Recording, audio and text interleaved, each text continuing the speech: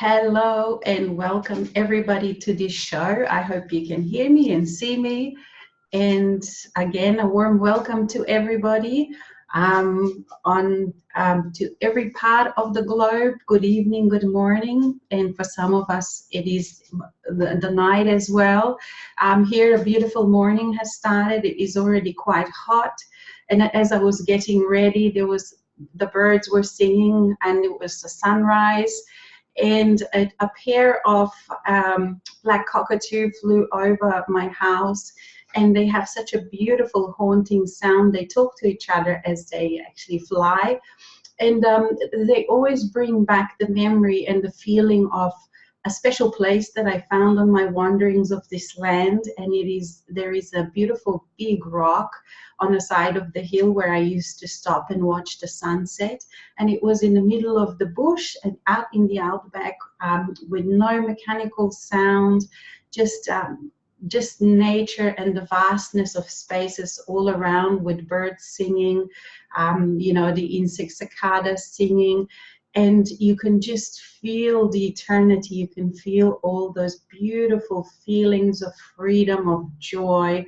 And then to watch the sunset, go down behind the mountains. And very often there would be cloud formation just at the sun, and it would just be a palette where the sun would just be painting these beautiful, beautiful colors. And the rock also has this gorgeous dent.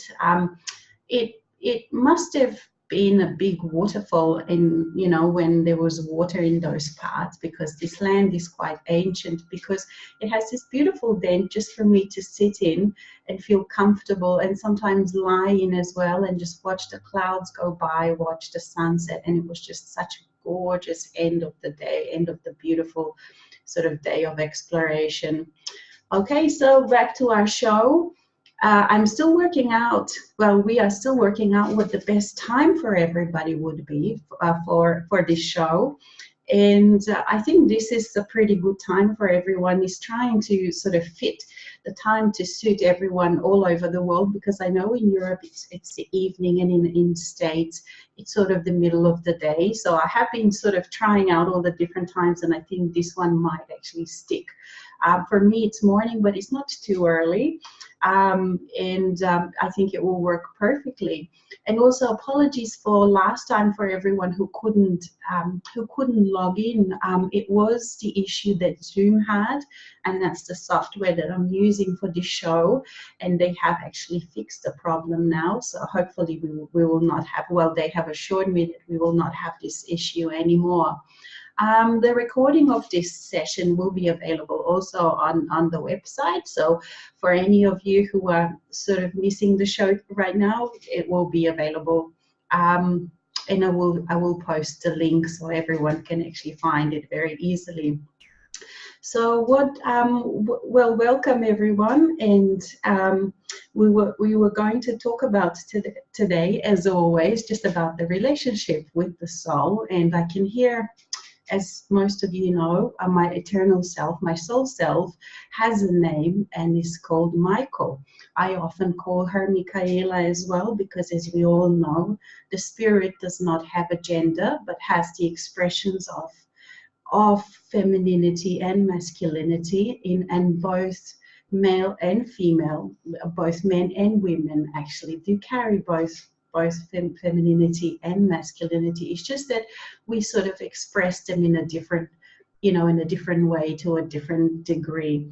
Now, in the past, and for many people, these two are in opposition, but we are actually working on, bringing peace between the two of them, the cooperation and the ability just to love and to accept and to work together, which actually is developing in a very beautiful way. And once you experience this kind of blissful blending of masculinity and of healthy masculinity and of healthy femininity inside of yourself, you can actually see it everywhere around you. So the more I experience it, the more I see it in nature, the more I see it even in people, and I can see sort of the patterns and how people are trying to work out their own, you know, their own sort of relationship of self to self within themselves. Sometimes it is clumsy, and we've all been there, and but we are sort of the pioneers, and we're making pathways, and we're making templates for everyone. So it's going to be much easier for people who are following us. Now, somebody has recently asked me, what is the difference, you know, what is the difference between faith and knowing the soul, and actually being and living, breathing with the soul? And I've come up with a little bit of an analogy, because once you experience the soul as a living, breathing entity with a presence, which all of us that we are on this path do are familiar with and do have experienced, it is very difficult to, in some ways, relate to people who don't, because all of a sudden this way of being becomes so natural, and it becomes so easy, and it's so easily accessible, that it is really hard to remember or understand people who actually still have not experienced that. And maybe for them this is just a dream, or maybe they actually have to still think or have faith that a soul exists, but they haven't actually experienced it yet, or at least not consciously. So one of the analogies that I like to use is if you imagine, you know, people living on a tropical islands before there were planes, before there was TV, and if they got a visitor from a northern lands, where someone from a snowy countries, and this person was trying to explain to people that snow exists, well, the people of the tropical island would actually have to live on faith, have to just pretend and imagine that snow exists, and there would be lots and lots of questions to do with that. Does it really exist? Is it there? Is it not? What does it feel like? And there's a whole lot of questions to do with that before they actually experience the snow. But let's say a couple of them went on the trip and actually saw the snow. Once they saw the snow, once they touched it, once they smelt it, once they played with it, they wouldn't have to use faith anymore. The whole set of questions would change. The whole situation would change, because all of a sudden, all of those questions of whether the snow exists or not would drop away. And they would sort of start having a whole series of new questions of, how do I deal with this? How do I not get cold? Is it fun? How do I learn to ski? Is there anybody who can teach me how to learn to ski? Are there many varieties, many flavors of snow? Can I constantly explore the snow? How do I live with snow? So basically that reminds me of a situation that we have, and also it's a good way of being able to present to a person that hasn't consciously experienced the soul before. So it's analogy, you know, it doesn't fit completely, but it sort of explains the situation. It explains the difference between when you step over that threshold. So before, you may have glimpses of the soul, and then you step over the threshold and the soul is fully present in your life, and it's not always at the forefront. That part sometimes is in the background. Sometimes the human also plays games, or is sometimes afraid to step into certain places. The human's very aware of what's going on. So sometimes me, Alex, will procrastinate, will sort of try to put off, because I can feel that something that I don't want to feel is coming up. And that's when the soul actually gracefully steps back and just lets me play in whatever I want to play. If I want to sort of play with drama, although these kind of times are sort of rarer now, and also they don't last very long, and the human self is very quick to realize that that's what's happening. While in the past, I could be playing like this for a few months, you know, sort of, and the mind comes up with a lot of different excuses. Oh yes, I am working, or maybe because I am reading certain books, or I am talking spiritual language, I have my soul present. And it's sometimes just a pretense that that's what's happening. And then when the soul does step in, you realize, wow, you know, I've just spent a few weeks without being in touch with the soul, without allowing my soul to be present with me. It is now very quite uncomfortable to be in that space. So my human self is quite quick to accept and to say, okay, let's just do this, let's just integrate this, let's just feel this. And we try to make it easier for ourselves. So we go somewhere where it's beautiful. We go to the beach and we lie there, and we go to the forest, we go for walks.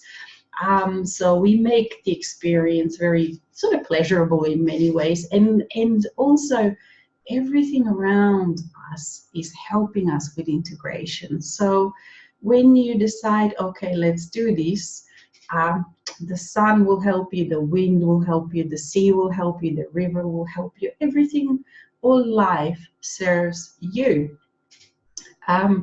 So it becomes much easier in this way.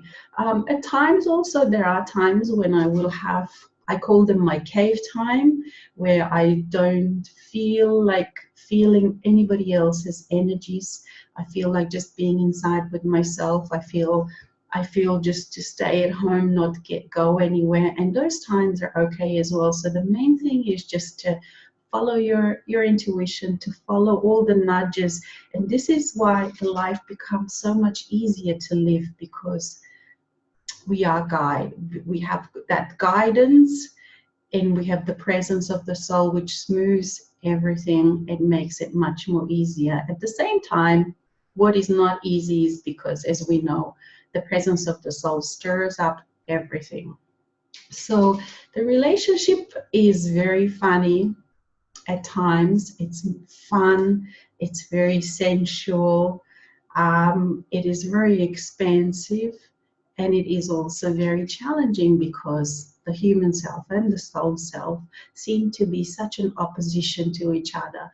They seem to be so different to each other. So at times one wonders, okay, so how are we going to make this work? And it does seem to work out. Sometimes it takes a bit of time. Sometimes my human self gets a bit cranky and sulky and goes into her corner. Alex goes into her corner and sulks a bit, but she just can't do that for a very long time, because it's just too much fun to play with the soul. Okay, so here we are. We would like to again introduce ourselves. We are Michael, we are Michaela, and we have, for those of you who notice, we have actually been in and out already. We've been present, but we don't actually like to introduce ourselves, because the relationship, this sort of play, this dance is so natural. We step forward, we step back, and it is just like living a life. We don't sort of say in everyday life, we don't say to people our name, our different name, because really it doesn't matter. Some people who are perceptive, they notice the energy change, they notice the shift. Alex definitely notices the shift, because all of a sudden everything is very acutely brilliant, everything is very acutely present. We are just right here, right now, present with you in this moment. And the past does not exist, the future does not exist, only now exists. And for Alex, all she has to do is allow us to be with her, to enter all of the different parts of her.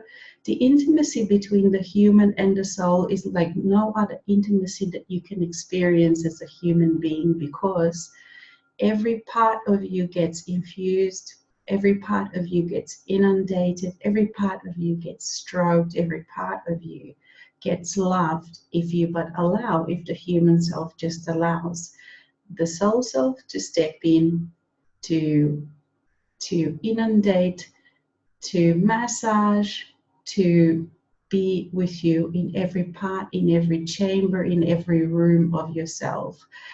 And sometimes this can be embarrassing for the human self, because the human self,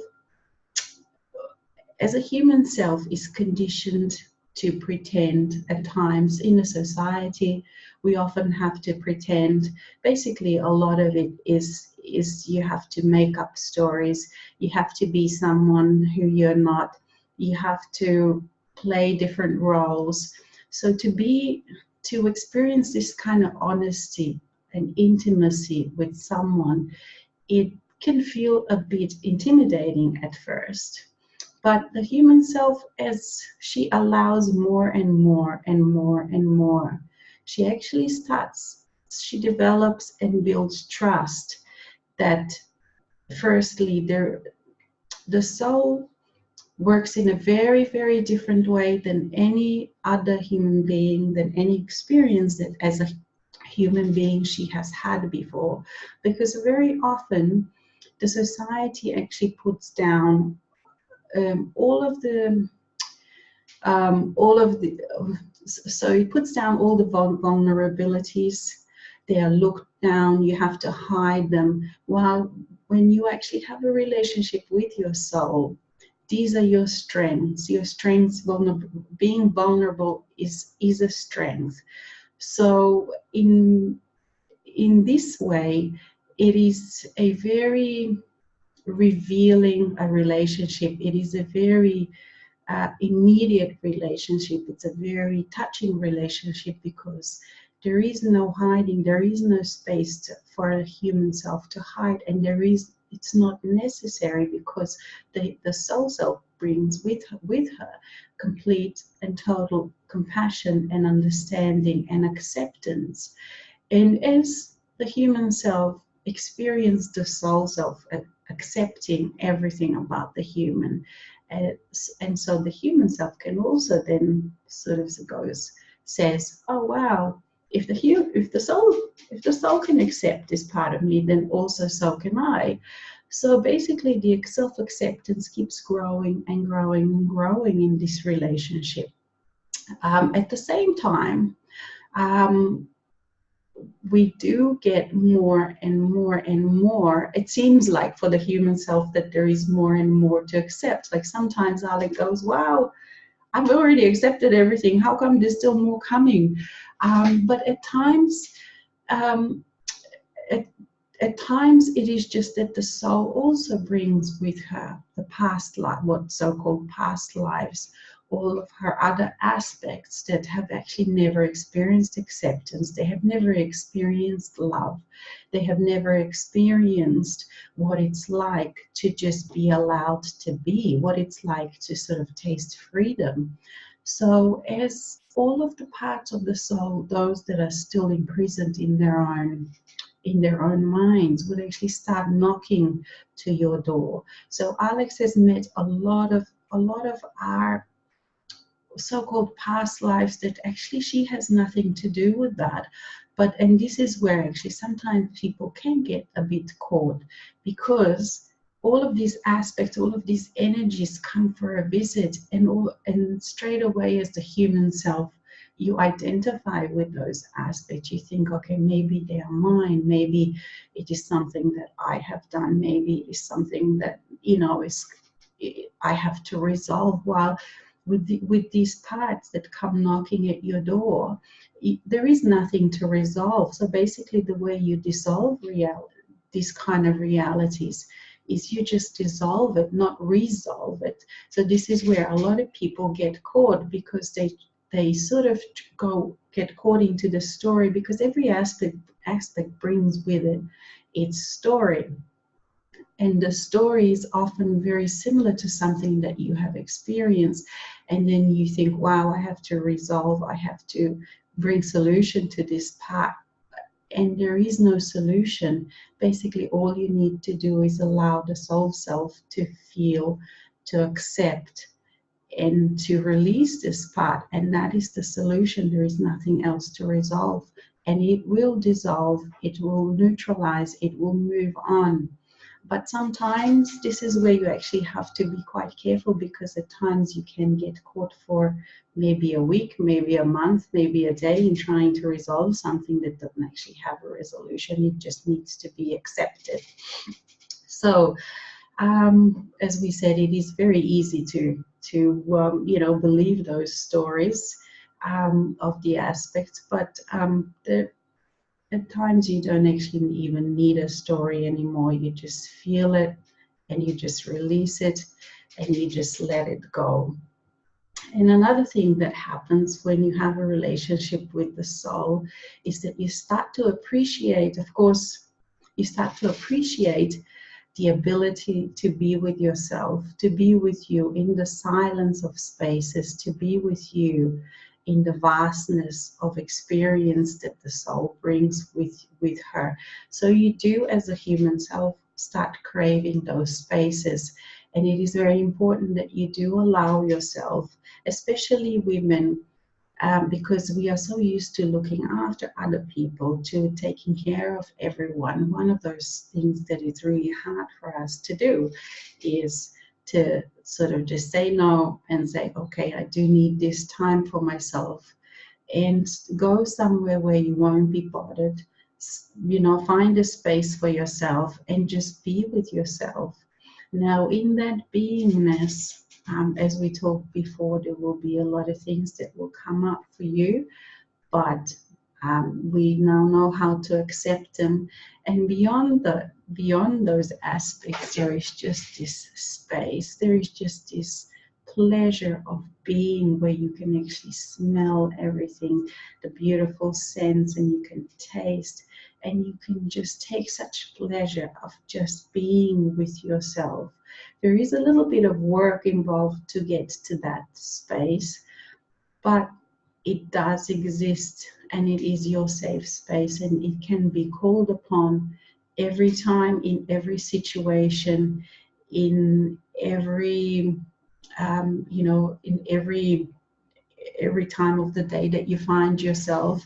For example, you can be walking in the city and you can be feeling all of these different energies that people have, and they can be uncomfortable, and at the same time you can actually always bring up this feeling of vastness, this feeling of well-being, this feeling of spaciousness within yourself.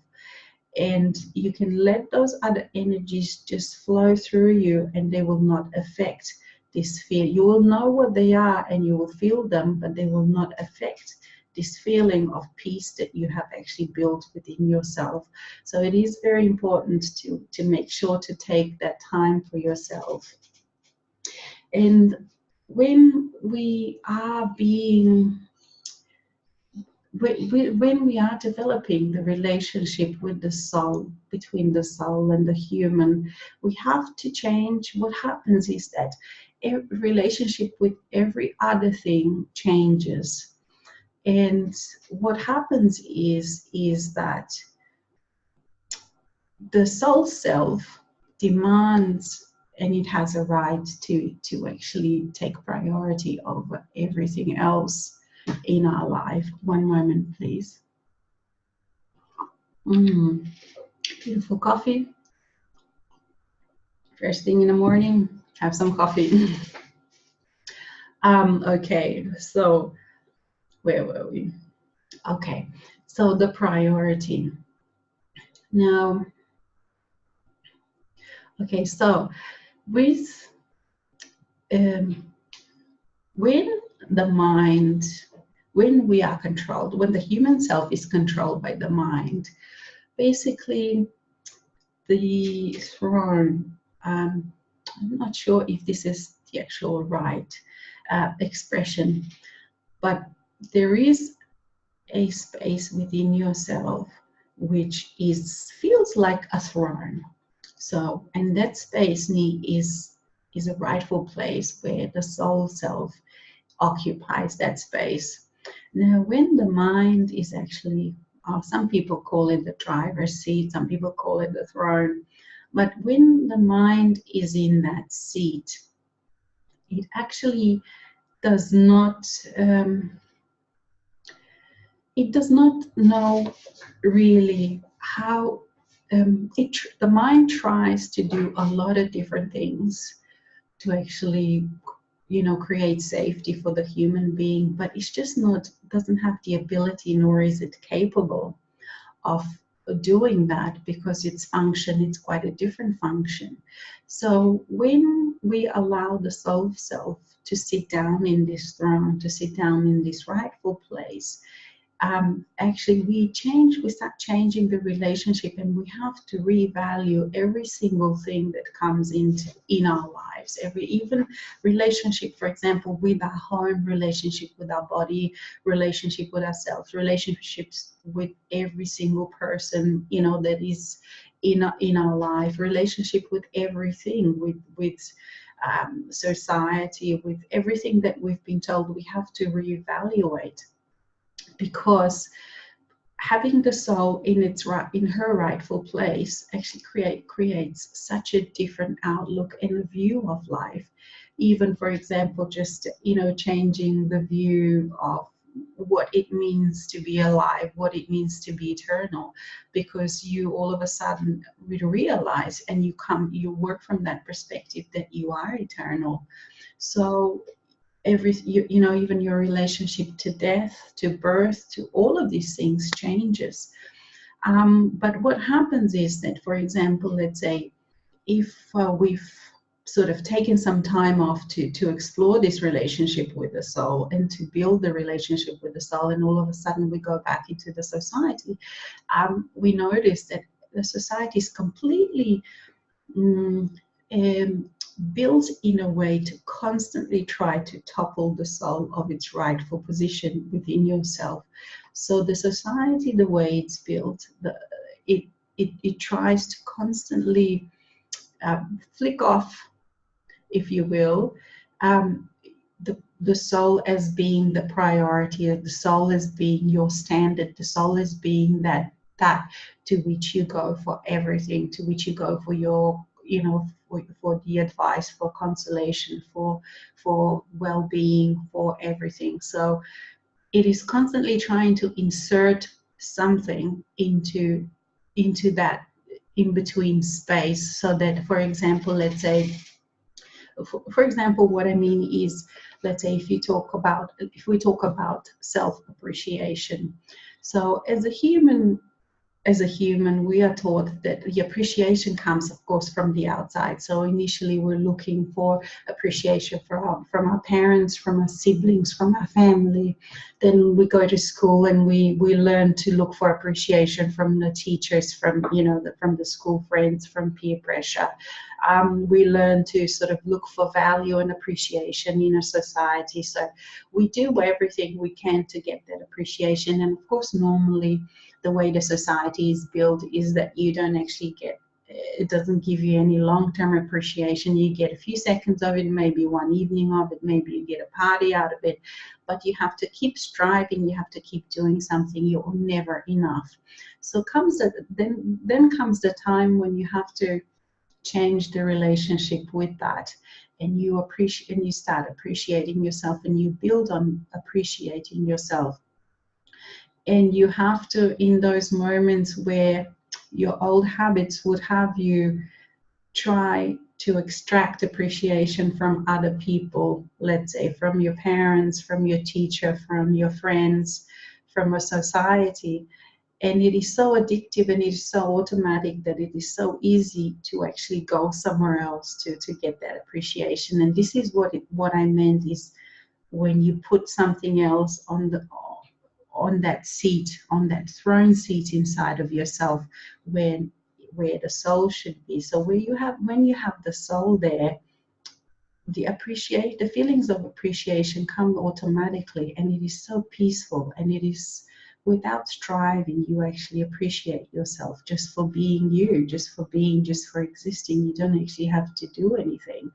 But when you're looking for appreciation from the outside world, you have to constantly strive. And this is what I meant when I said that that the world is constantly trying to put something else in that place of soul, on the place of the throne. And this is one of the things that is very noticeable as you go back into the human society, because you know, someone is constantly trying to topple the soul out of her rightful place, and we can get caught with the affairs of the world in this way, and we can get caught for a few weeks, for a few months, without forgetting. And when you bring the self-awareness, that's why self-awareness is so important every day, so that you keep remembering who's who and what's what and where the soul has to be. So you have to keep remembering to put your soul, to put your relationship with your soul first. And it is sometimes quite difficult to decide, and it's those moments that come and where you feel so compelled to go outside to look for, let's say, that appreciation, where you have to choose, no, I'm not actually going to do that. I'm going to sit, I'm going to slow down, I'm going to sit with myself, and I'm going to sit with this feeling of this compelling feeling that would have me do something else. And I have to choose, no, I choose the relationship with my soul. And this is what practicing this is what actually gets you to that place when it becomes automatic, where you then automatically go for everything that you need to your soul. And that's how you change your relationship from your energy flow, from it being vertical, meaning that you sort of extract energy from the world outside you, to it being from it being horizontal to it being vertical, because then that's when you change the flow for everything to be flowing from your soul. And you become very self-contained, and you become very sovereign, because you, from your own from your own spring and from your own well, you create everything. You create your reality, you create your sense of value, you create, this is where you go to for who you are, for who you want to be, for who you want to become, for every for every feeling of well-being. And this is how you sort of cut all of the dependency cords with the outside world. And it takes some time, and it takes practice, and you have to keep reminding yourself that, okay, I have to put my soul in that first place. I have to sort of go for every sense of validation there. And as you practice more, your flow of energy changes, and you become a sovereign being. And the time when you're doing this is probably the time where you're actually going to be spending a lot of the time on your own. And then the time comes when you can actually start, changing the relationships with everything and everybody around you, and you will see that other people will notice that you have changed. And if you keep persisting with putting your soul self first, everybody will either change their relationship with you, or they will move out of your life. And that can also be a stressful time when people are moving out of your life, because they've been part of our lives for a long time. And initially, we sort of go through a lot of painful feelings, a lot of confusion. But as we sort of practice, we realize that change is who we are, and we're built for change, and we thrive on change, and we like change. So it is worth it to just keep practicing, to keep allowing, to keep working with this, to keep allowing the soul self in, because we just become more and more and more of who we are. We experience more and more and more pleasurable feelings. We experience the sense of wonder. We experience being a child again. We experience just walking around, even in town, wanting to whistle, wanting to dance, wanting to hug everyone, wanting to scream from the top, in the top of your voice, yay, I am who I am. I have my soul with me, and we enjoy and we love life. And it is just such a beautiful, beautiful way to be. And you have to keep reminding yourself, even when you're going through those difficult times of integration, that even this will pass, and what you're actually going to experience is just so beautiful, so satisfying, and a true love for life and for every living being. Now, with all of this, there comes a challenge, because, as we know, everybody else around you, because we are in a minority, and everybody else around us is going through some difficult times. And as we've it's taken us quite a few years to get to this place, to get to, a variety of places where we are with this, a variety of stages. Of course, we notice that other people are not in this space. And again, it is very easy to fall into wanting to help. Help is good, but wanting to actually, okay, let's use the analogy. If we see someone who is, let's say, fallen into a dark hole, and what the world teaches us is that we should actually jump into a dark hole and be there with them. Instead, we need to sort of learn how to actually give them a ladder so they can, and help them step out of that dark hole. So, but what happens is, what happens if people do not want to climb up that ladder and want to keep actually staying in that dark hole? This is where sometimes we do get into, we do have a challenge. We can have a challenge with this, of being in a beautiful, safe, sacred space, while maybe, watching or seeing others actually making different kinds of choices, or going through very stressful situations, not maybe taking our advice, not using the help that we could actually offer. Even maybe sometimes, telling us how selfish we are, because we're not jumping into that, dark hole with them. And as the world changes, there will be more and more and more of these kind of stressful situations, whether it be with the weather, whether it be with the loved ones, whether it be with the society in general.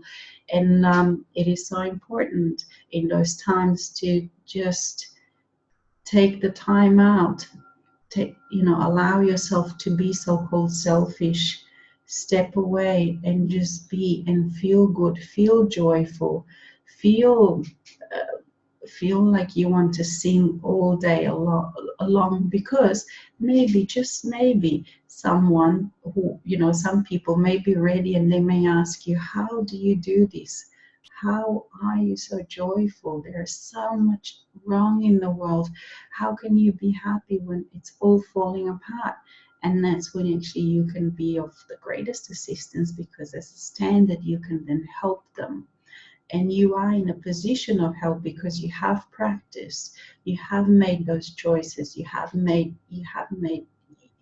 made those choices moment by moment, to be with the soul, to put the soul first, to be who you are, to make those difficult decisions, not to follow not to follow the old ways of being, not to sort of follow compelled, when you feel compelled to ask or seek or feed on other energies, but always to choose yourself, always to stop, always to feel, always to allow.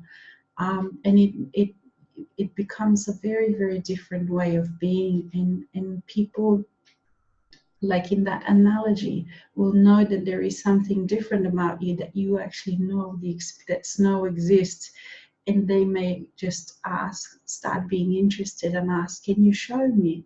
Can you show me how I can be like this as well? But you keep choosing your world, you keep choosing your truth, and you keep choosing to be with your soul, to allow to be vulnerable, even though this world, of course, does not feel safe at all for us to be doing this. And as your human self experiences has more and more of experiences that actually it is safe, it is safer than ever to be like this, to live in the moment, to allow the soul self to be in. It is completely, totally, and utterly safe to be walking like this. Even among the most darkest of dark energies, because they are just curious. Some of them will just scatter away. Some of them, sometimes they become aggressive. Sometimes they do sort of feel upset when they feel your energies, but they cannot actually do anything. They are quite powerless. So you learn to walk this world.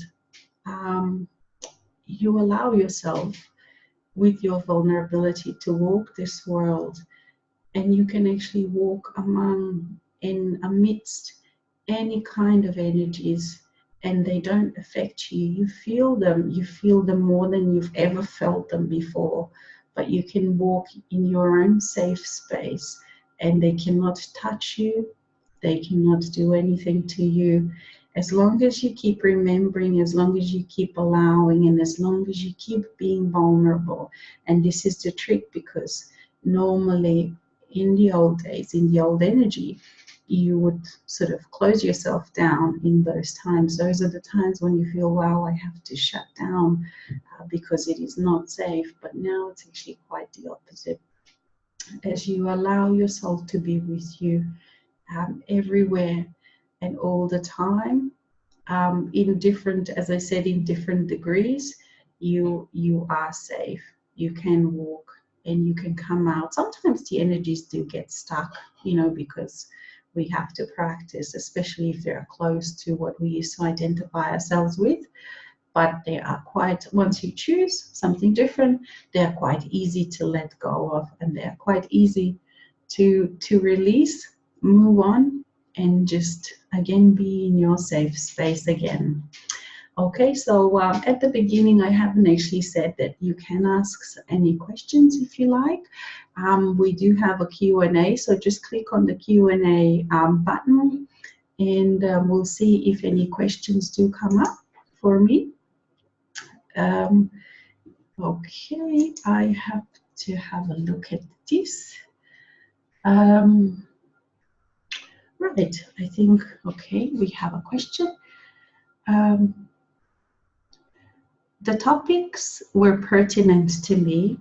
I know I seek approval from others, but how do I become aware when I do it? And what if my happiness comes from that approval? Okay, so that's a very good question. And it has to do with what we talked about before, how we are taught to seek happiness and approval in things outside of ourselves. So basically it has to do with redirecting and changing the energy flow from the horizontal to the vertical.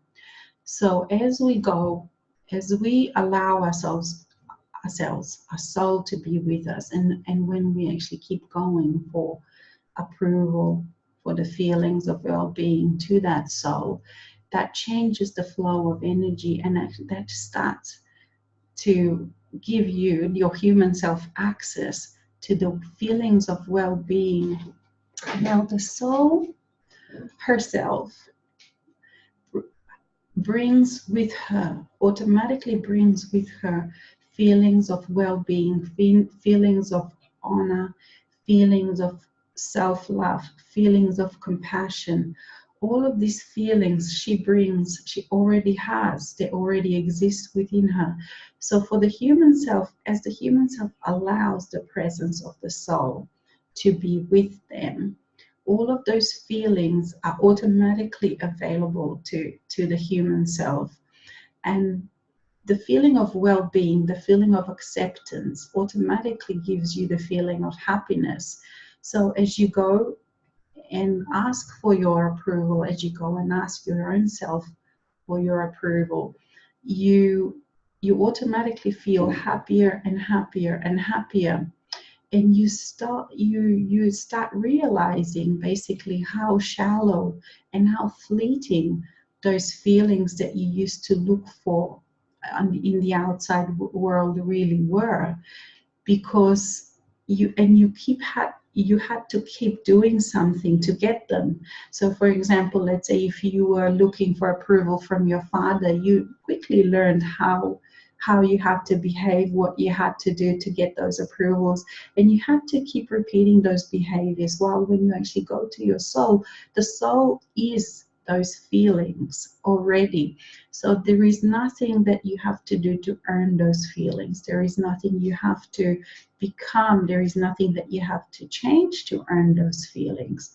You basically just have to allow the soul self to come in, to be with you, to enter those rooms, and she herself brings those feelings with her, because she is all of that. And as you give yourself the experience of that, you will lose the need to be going to the outside world to get those feelings, to get happiness. And you will also see that it's really a trickery, that it doesn't work. You will see it in others because they still keep trying to strive. And the more you allow yourself to experience, the more you will notice, the less desire you will have. Although living in this world, because everything is set up to actually make you be like that, sometimes it is easy to forget. That's why also it is important to have friendships, to be attending, seminars and workshops, to have friends, to keep reminding yourself. And also, Alex finds that beauty keeps reminding her. So whenever she sees something beautiful, or just birds singing or a beautiful flower, she remembers, if she has forgotten, wow, I've sort of been trying to get approval from, I don't know, someone, and I've forgotten about my own soul self. I've forgotten to check in with my own self. And but those sort of moments, they do become less and less. As you practice and practice, they will become less and less and less prevalent in your life, and you will remember sooner, and you will create also the opportunities, sort of the reminders in your world that will remind you. There is a really great, this is actually quite a good practice and a great way of working, of having a relationship between your human and the soul, is to set up little agreements. And your human self can decide, okay, dear soul, remind me when I've forgotten, remind me in everyday life when I have forgotten to check with you, when I have forgotten to feel you, when I have forgotten to allow you. And you can decide what those reminders will be, something that is very common in your life. So for example, let's say the sound of the bird singing, that can be a great reminder. So every time that your human self hears the bird, it's like, remember, stop, take a deep breath in, feel, allow. And you will see your happiness will just automatically be there. And that will actually, change your habits. But it just takes practice. So every day, every minute, sometimes, every hour, sometimes every minute, you have to just keep reminding yourself, regardless of what you're doing, regardless of where you are, regardless of who you're with. Okay, and big hugs back to you. All right, let's see if we have another question. Okay, yep.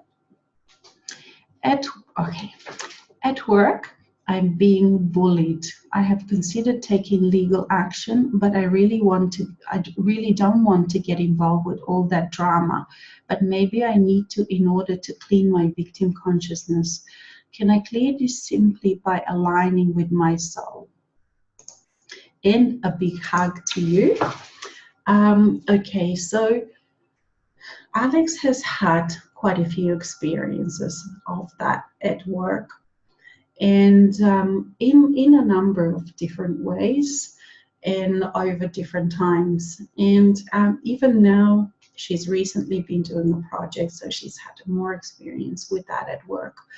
Now, it is when you become, now the issue is that when you become very sensitive, when you become so intimate with your soul as you are, you completely change all your standards, your values completely change. So what looks normal to other people is actually can be a bullying to you. So maybe let's say 10 years, 15 years ago, you wouldn't even think of that as a bullying. So this is the challenge of living in this world, of actually being in this world but not of it. And it's also why so many ascended masters have left very soon after they've become enlightened in the past, is because exactly because of this, because we live in a world that is based on bullying, that is based on this kind of shoving, that is based on all these different hierarchies. So you will see it, you will notice it, you will experience it more and more. So maybe the first thing to do is to step back and to see whether actually it is specifically directed at you, or whether it is just that you perceive it as bullying because this is just the normal way of being to the humanity, to everyone around you. And unfortunately, as we said before, as you are changing, as you are being with your soul, everything other humans do becomes very crass, almost primitive, barbaric at times, and other people actually find it quite normal. This is one of the challenges that Alex actually finds quite a lot, because as she is so sensitive, the way other people react, other people relate to each other is quite intolerable to her. And yet other people think it's quite normal. So, it is quite difficult to be changing it, even sometimes if you do take legal action, because other people actually don't perceive it as being bullying or as being anything wrong with what is happening, but to you it offends you to the core of your soul. And this is, as we said, a challenge of being a person connected in this world that is not connected. So the first thing always, what we suggest, is to actually work from the inside out. So to first work out, is it a part of you? Is the world just is the world reflecting something that is playing out inside of you? Do you have an aspect that is bullying another aspect? So very often it could be your masculinity, your wounded human masculinity, that could be bullying your femininity. So then you would just allow the presence of your soul to be with those parts, and that will automatically heal them. And even once you have healed your inner world, unfortunately you are still here, so you will still be experiencing those kinds of experiences with people. One of the things to practice is to step back, to practice compassion, and to realize that it is not your problem, to not identify with it, to sort of put it squarely on the shoulders of the person that is actually doing that. As you find your own peace inside of yourself, and as you allow more and more the soul of your soul to be present in every situation in your life, you will also find that these kind of things will not affect you directly. So for example, the bullying may not be directed at you, but you will still perceive it, you will still see it around you. So there are a number of different ways and on many, many different layers that you can actually work with this. So as we said, first have a look, feel into it, have a look if it is something that is playing inside of you and then manifesting outside, or is it just that you are so sensitive that you actually perceive what other people think is normal as for you it is not normal anymore. We are in this world but not of it. And breathe, allow your soul self to help you so that you don't actually make it personal. And at other times also it helps to jog another person into seeing what they're doing, to take a legal action, because you have the strength to stand up for yourself. And out of self-love, there are a lot of things that you don't allow to happen in your world anymore, to happen to you anymore. Things are not acceptable. Some of the behaviors are absolutely not acceptable, and that's why also we do recommend a lot of the times that people do start working for themselves, because in this world and the way people interact and behave to each other, they don't actually have awareness to be in any other way. And as you become more and more sensitive, you will inevitably come and see and experience more and more and more of this kind of behavior, because for others it does seem like a normal thing to do. So in this situation, sort of have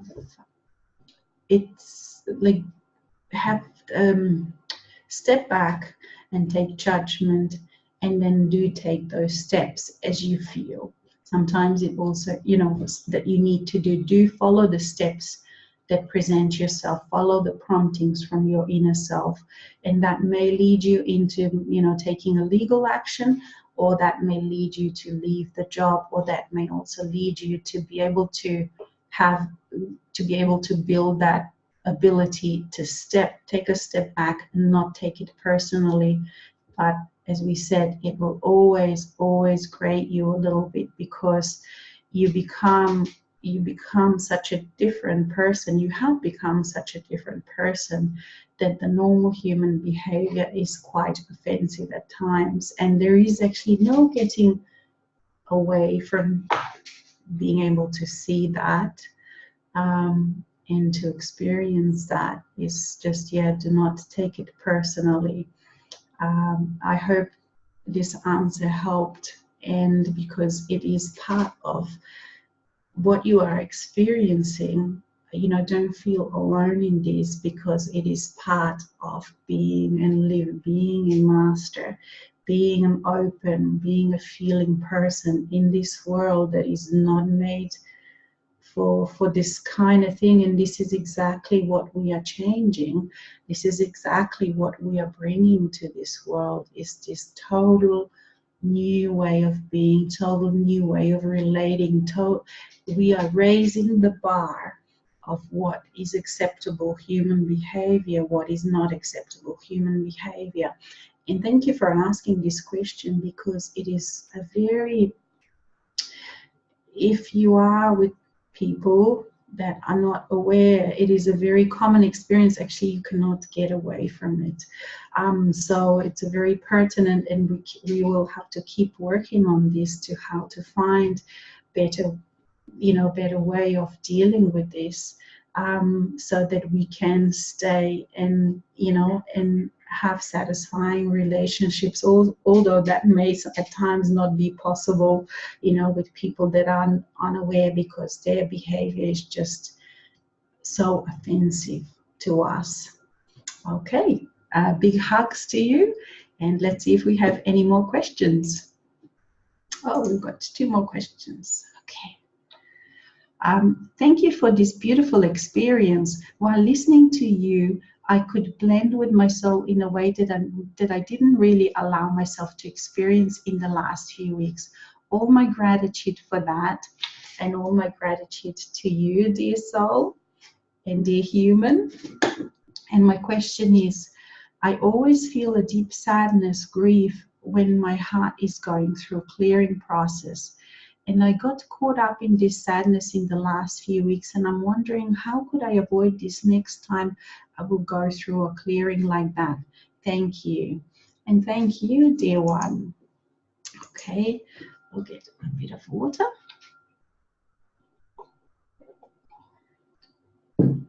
Okay, so this is exactly what we talked about, is that as things are clearing, whether they are yours from this lifetime, whether they are from so-called past lifetimes, it is very common and very easy to get caught with identifying with that part.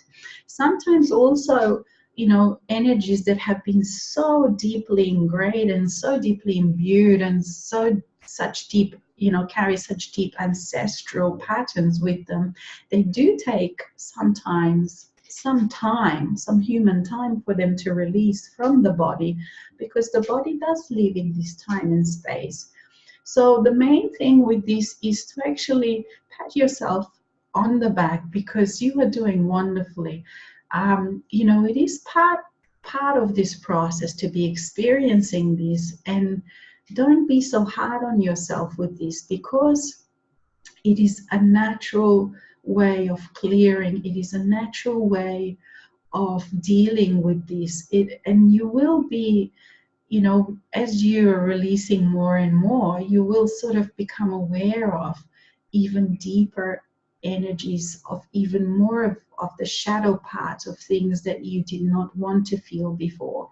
But with your soul being present, you actually have the courage, you have the ability to deal with all these feelings that before, as a human only, you were not even able to. They would scare you, they would traumatize you, they would, you know, sort of put you into depression for a long time. But when you allow yourself to be present, when you allow your soul to be present, as you know, everything does go much smoother. And at times it can feel like you have lost the connection with your soul, because those energies, that clearing might be so intense. But that is actually not the case. It's quite the opposite. Those energies are coming to the surface. Those energies are clearing precisely because you have allowed your soul to enter into new sort of rooms, into new parts of yourself. So the main thing through all of this time is to just allow everything to be as it is. You're not doing anything wrong, even though at times you may not, in those times you may not feel the presence of the soul.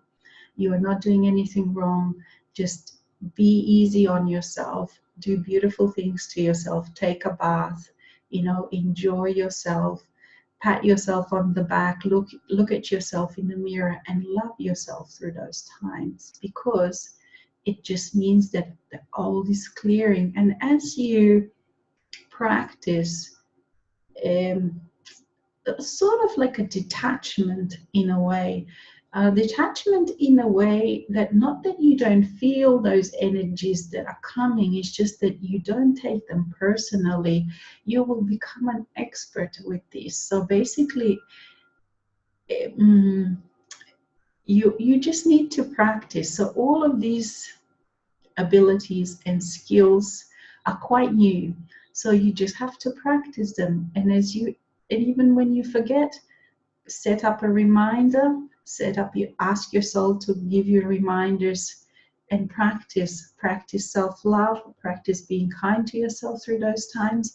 And those are the doorways that actually then allow your soul to be, the feeling of your soul to be more present, so that you can actually allow yourself to feel the soul being present, even when those parts are coming up for clearing, and even though you do feel those parts. Now, it is very easy to feel when you are in the depths of those, you know, those clearing parts.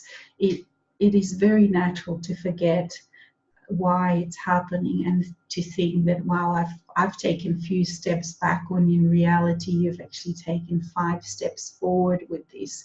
So nothing to do, you're not doing anything wrong. you just look at yourself in the mirror and love yourself.